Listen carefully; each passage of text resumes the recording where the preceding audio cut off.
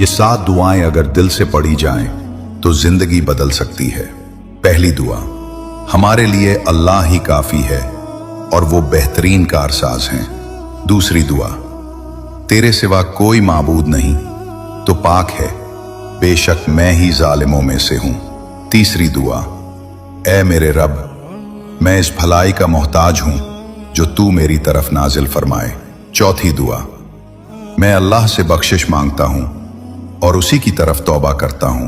पांचवी दुआ, ऐ मेरे रब मुझे बख्श दे और मुझ पर रहम फरमा, बेशक तू बहुत ज्यादा तौबा कबूल करने वाला, निहायत बख्शने वाला है।